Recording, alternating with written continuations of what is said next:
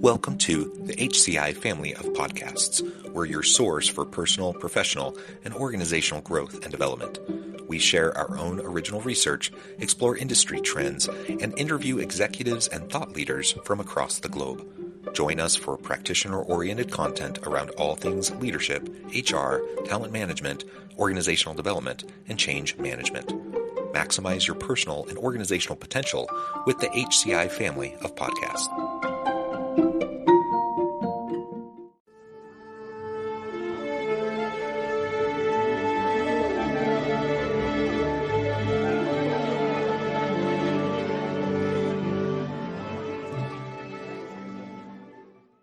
Aaron Marcum, welcome to the conversation today.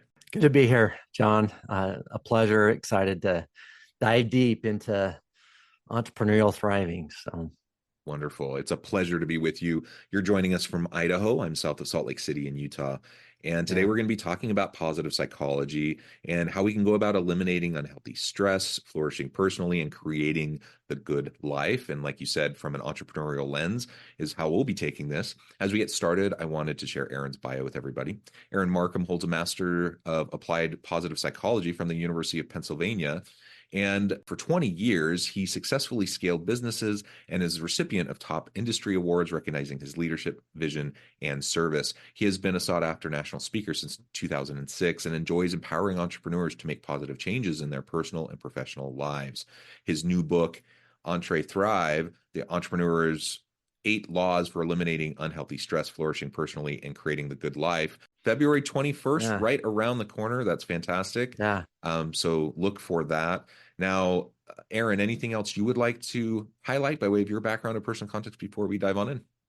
Yeah. So the book, it's really kind of positive psychology meets entrepreneurship, but honestly, the principles in the book apply to everybody, right? It's well-being. It's kind of the code to thriving, I think, in so many different ways. We actually just recently updated the subtitle to say it says accelerate your financial freedom while creating the good life, because we want people to understand that you can even money freedom, relationship freedom, all those things kind of come together when we're focused on our own personal well-being.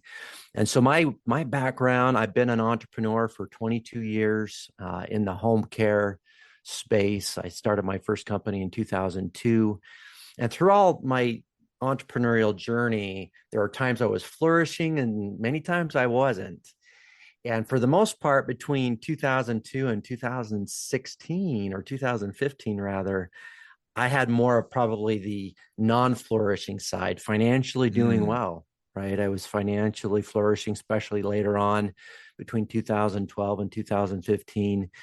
But I was obsessively passionate about what I was doing in an unhealthy way.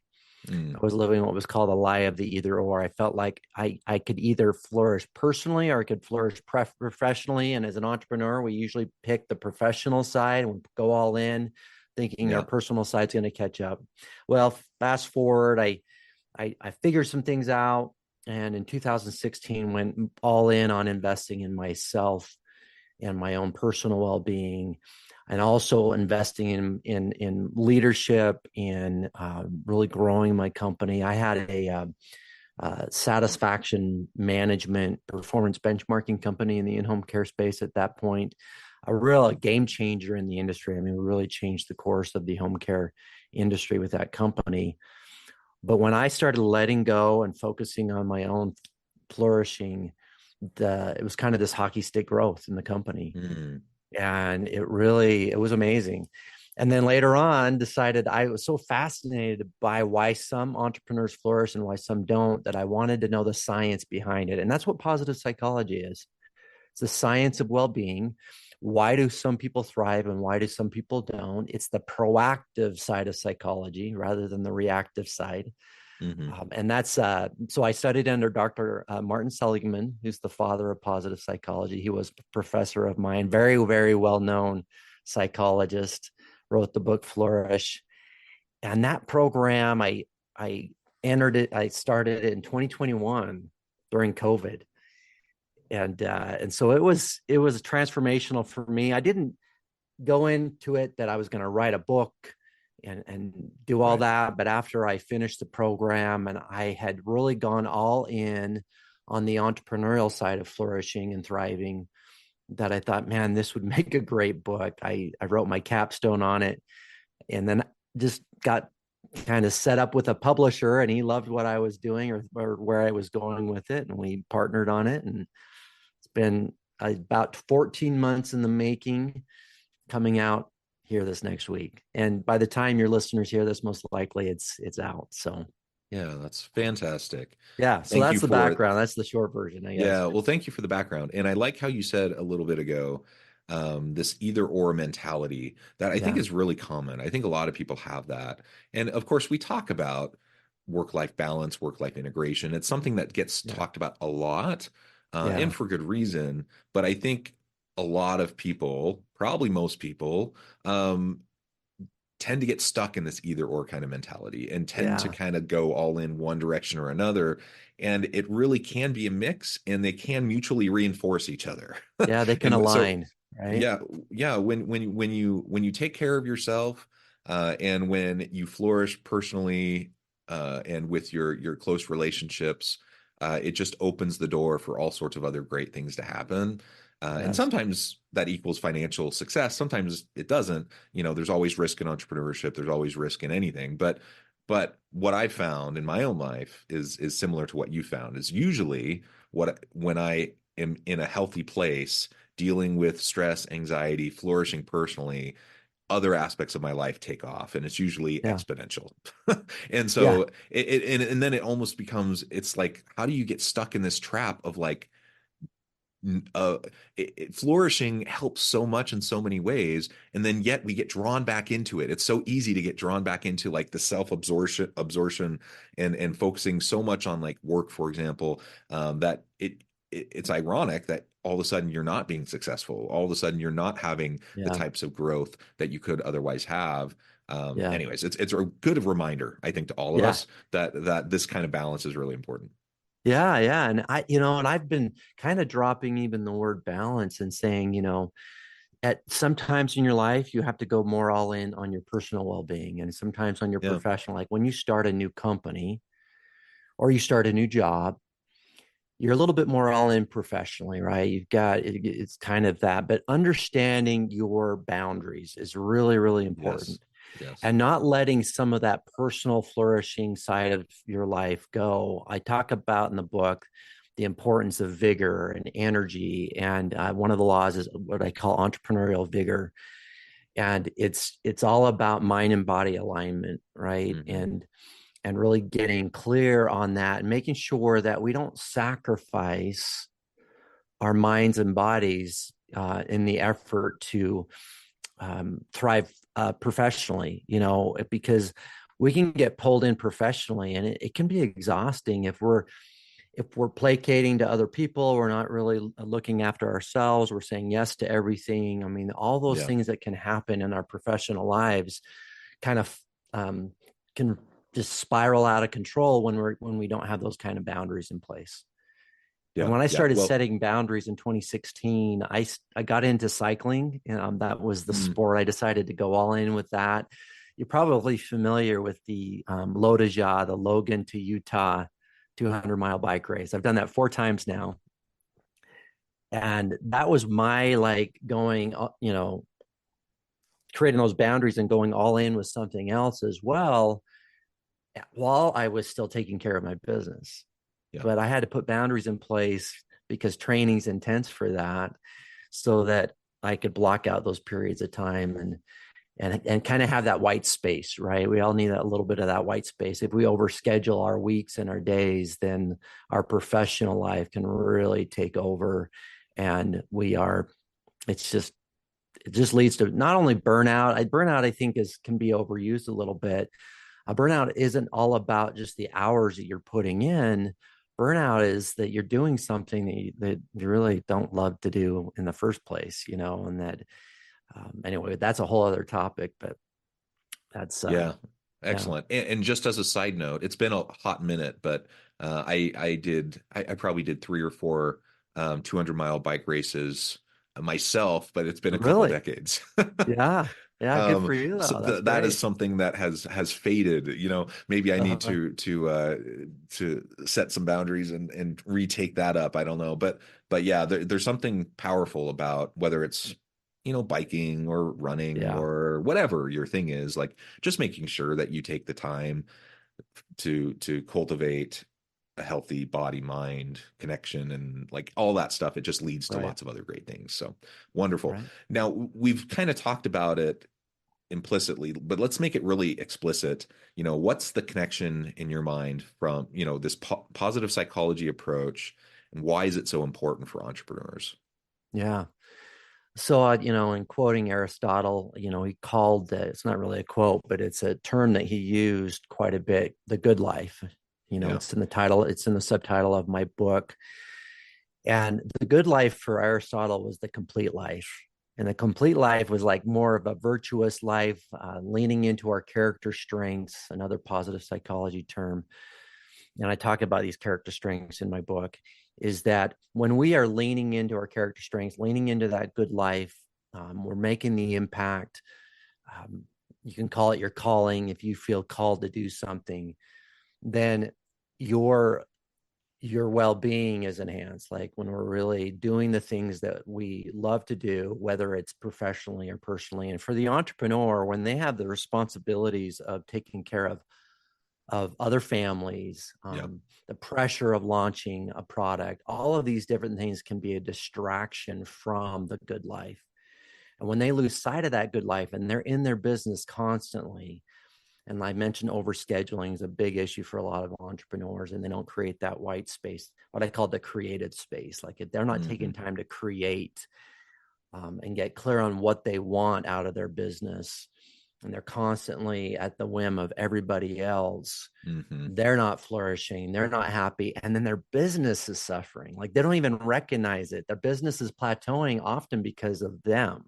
They're getting in the way, and that's why it's so important for a entrepreneur to take care of themselves, because if they don't, it impacts not only them but all the people they employ, their family.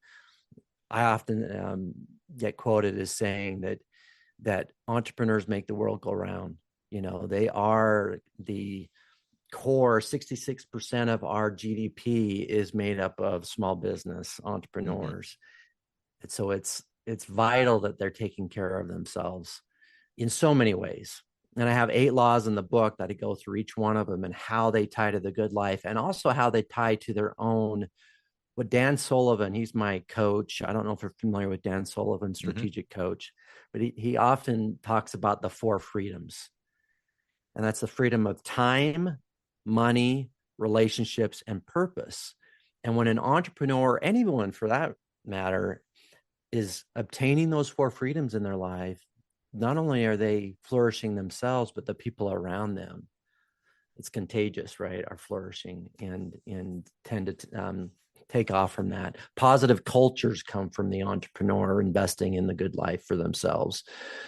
So they show up negative at work, that's going to impact how the workplace is going to feel and how people are going Yeah. to respond. Yeah. Yeah. Yeah. The white noise element that you've mentioned a few times now, I think is so important. Whether it's just time to quiet your mind, do mental Yeah. reset, spend some time doing some meditation or anything that can allow you to calm your mind is important. What that does is it really does allow you to have the time to do creative things, innovative things, Yeah. strategic things. And we get so wrapped up in like the grind of just meeting after meeting and putting out fires and just all the demands that any leader faces, like the weight on their shoulders of just trying to keep things running and going. It's Yeah. hard to sometimes block out that time and to Yeah. prioritize it. And it's Yeah. it's why so many leaders find themselves on this hamster wheel of just grinding, and they then you just feel stuck. Like you can't make progress because you're Mm-hmm. just being truly fully reactionary rather than proactive. And that's Yeah. that's one of the quickest surefire ways to get someone to burn out Mm-hmm. is Yeah. when you're Yeah. stuck in that kind of a process. So setting aside, having boundaries and setting aside and scheduling some of those white spaces unscheduled time is really, really important. So I just wanted to reemphasize that. Let's go Yeah. into your eight laws or eight pillars for the good life, because I think that'll be super helpful. Oh, one Yeah. other quick thing I just wanted to Yeah. mention is, Yeah. you're framing this around entrepreneurship, which is important. As you mentioned at the beginning of our conversation, it really applies to anybody, right? And so I hope anyone listening today or watching this, will see themselves in what we're talking about. Yeah. And I often think about the entrepreneurial drive, the entrepreneurial spirit. Not everyone is starting a business in the kind of traditional entrepreneurial sense, but I know a lot of people who are very entrepreneurial in Yeah. what they do. Yeah. They can be in a big corporation and they're very entrepreneurial, doing initiatives and programs and creating new things. And I think that A lot of mindset. entrepreneurs, right? Yes, Out there. absolutely. And so I think that mindset is really important to cultivate. Yeah. And regardless of whether you're starting your own small business or you're embedded within a larger organization trying to do cool new things, or whatever, like I think these principles apply. And it's Absolutely. important for us to consider how we can flourish in the ways you're describing, and that will lead to better not only personal fulfillment and success, but in your relationships, in your work, in everything that you're doing. Yeah, yeah, it really does. And so yeah, these eight laws, as you hear them, you can apply them. I have my oldest has a master's degree in HR, and we've talked about these laws and or some of these principles, and they certainly apply to his work, and what he's doing, especially the impact he's having on other people. So actually, Utah State. So that's where he got his master's degree in HR over there. But so the first law is clarity. I call it entre clarity or entrepreneurial clarity, but again, it applies to anybody. And the first part of that law is what we call guiding truths. And I have guiding truths. I've had them for many years, but they're my personal guiding truths. They're not core values like you'd see in a company, although they should drive core values, especially if it's your company. But the guiding truths are what I want to be true about myself and experience about myself. So, for example, one of them's my mind is at peace. My actions reflect character. My family receives of my time. Those are three guiding truths that I have right there. And I established those, and we have a whole, in fact, the tool, if your listeners go to entrethrive.com/human performance, they can download a guide that helps them get to their guiding truths. And so that's the first one. And we have other tools. We have a breakaway tool. It's a biking term, but leaning into their future selves or distancing themselves from where they are today to where they want to be and who they want to help them get there. And we have this whole tool that helps them identify their next breakaway, kind of a really cool term and concept. And the second law, so we've got entre clarity, getting clear on what they want is really important. And then the second one is create or entre create. And the reason it's the second one is that we've got to lean into our creativity. And I talk about that white space, but I use the term deep thrive sessions. That's what I've been using that term for a while. This is when I go all in. Friday mornings, totally, my Fridays are completely blocked out. I don't typically have appointments on Friday, very rare, dental appointment on occasion, but I try to keep my Fridays blocked out so I can have kind of that all in deep thrive. Now, I know that's not reasonable for some, but if you had a 1 hour in the morning where you blocked out and you meditated, journaled, and then started creating something, whether it's personal or professional, and then started using that, your creativity, whether it's to solve a problem in your work or to plan a trip and get creative about that trip, whatever it is, you're using your creative juices. I'll go through that whole process in that law. The third one is entre grit.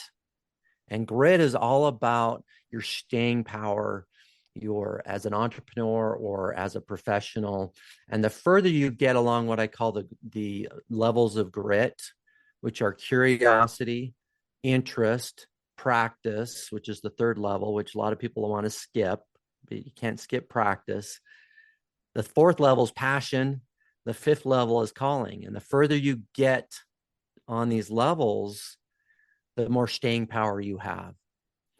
And a lot of people don't realize that the calling phase that's the phase where you're serving others. What is the impact I'm going to have on other people, not just myself? Passion is more about what am I passionate about? What do I want? Both are important. But again, I go through all those phases in that. And then the fourth law, no surprise, are relationships, or what I call entre connections. The Good Life book that came out last year talks about this, longest Harvard study. Relationships are important, and there's three elements of that: congruency, being present, and every day having what Jane Dutton, the organizational psychologist, calls high quality connections. Like these little high quality connections. I go more into that. The fifth law is faith. So entre faith. And this is faith in yourself, faith in others, and giving people your trust rather than waiting for them to earn it. Something that I think is becoming more and more important, that we give people our trust and our faith. And the third level of entre faith is faith in a higher power, faith in God. And science has shown that our well-being is enhanced when we have that faith in a higher power. The sixth law is habits, or entre habits. And those entre habits, I mentioned character strengths. What if you could have your character strengths working unconsciously in the background, and you created them as habits? And I just go through the process.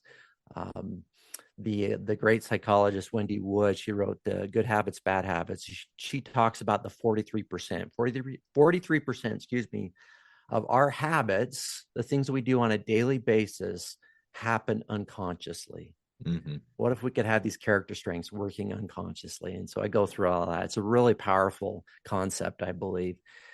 And then the seventh law is vigor, or entre vigor. And that's that mind and body alignment, like getting our minds in control of our bodies so that we exercise on a regular basis. And I was on a podcast recently, and the host asked the question, would you rather make your decisions based upon knowledge or based upon emotion? Right? The knowledge is our mind and the emotions our body. So if our mind controls, then we'll make decisions based upon what we know and the knowledge we know. Like this is the impact this will have. Anyway, it's a really powerful concept. But mind and body alignment, I quote some of Joe Dispenza's work. He talks a lot about that. And then the last law, which I call the keystone law, is entre agency, or entrepreneurial agency. And this law applies to everybody, just like all the laws, but this one in particular is that we all need to use our imagination. We all need to be optimistic. We all need to choose those things. And if those things are taken away at the workplace, the autonomy that we need as individuals, if that's taken away, our agency is taken away in that sense. And so as entrepreneurs, making sure that we're creating environments where we're empowering and we're creating autonomy in the workplace and so forth is super important. If you're in an HR role, think about that. And as far as that goes, is that it's the autonomy that you're creating in your department, whatever that might be. And that agency also is all about making sure we're taking ownership, not blaming others, And so I go through all that through that law. But those are the 8 laws. They kind of culminate the good life for the entrepreneur in this book. But again, it's for, they really apply to anyone and all. So. Yeah. And ultimately culminating in that good life. I mean, what a great concept generally. Who doesn't want to live the good life? Who doesn't want to live a life of meaning, purpose, fulfillment, of giving back, helping others, finding success, etc. Like that. So these laws, I think, are wonderful pillars of that success. I really appreciate you walking us through that. Yeah. Now, Aaron, I note the time. I need to let you go here in just a minute. But before we wrap things up for today, I wanted to give you a chance to share with the audience how they can connect with you, find out more about your work, and then give us a final word on the topic for today. Yeah. So entrethrive.com. So ENTRETHRIVE.com. They can order the book there as well. That links to Amazon. And then get some free tools there. I mentioned entrethrive.com/human performance, which is the unique URL for your listeners, so they can download what's called the Entre Clarity Guide. And so that's the best way. There's a contact page there that your listeners can connect to and connect with us. But I would say when it comes to the good life is that the first law, you have to start somewhere. And I use this concept. I love the quote from Martin Luther King, and it's a great concept in how I wrote my book. It goes like this: if you can't fly, then run. If you can't run, then walk. If you can't walk, then crawl. But whatever you do, keep moving forward. And so start with clarity, like get clear on what you want. That's the crawl part of the good life. What do you want? And don't apologize for what you want. Dan Sullivan has taught me that is don't apologize for wanting what you want and get clear on what that is. And once you're clear, set boundaries around that and get rid of all those things that don't support what you want out of your life, that are pulling you away from what you want and really away from your own good life. So anyway, I just leave that thought Perfect. There. Yeah. Thank you so much, Aaron. This has just been a pleasure. I encourage the audience to reach out, get connected, find out more about what Aaron can do for you. Check out the book. And as always, I hope everyone can stay healthy and safe, that you can find meaning and purpose at work each and every day. And I hope you all have a great week.